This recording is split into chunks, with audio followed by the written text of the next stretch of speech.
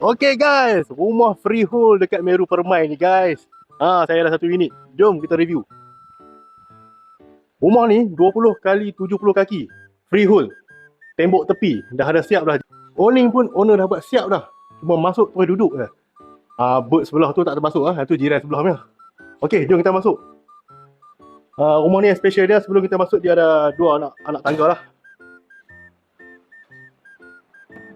Ini ruang tamu rumah ni. Bila tetamu datang, masuk duduk di sini. Tak nampak family kita berada di sana. Memang design dia privacy. Memang design lama yang terbaik. Okey. Kita masuk ke area sini. Situ kita ada satu bilik master bedroom. Master bedroom tu dia ada toilet lah. Memang besar dan selesa juga. Okey. Sini ruang makan. Ruangan makan rumah ni. Family nak makan duduk di sini. Dan kita ada satu bilik di situ. Rumah ni ada 3 bilik tidur, 2 bilik air ya. Sini bilik air di belakang. Sini bilik yang ketiga. Okey, sini area dapur lah.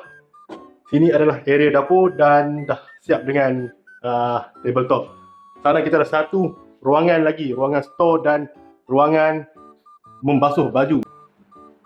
Okey guys, jika anda berminat dengan rumah teres setingkat di Meru Permai Ipoh ini, boleh hubungi saya dengan segera. Sementara ianya masih ada lagi. Okey, rumah ni freehold. 265,000 sahaja ya. Okey, bye.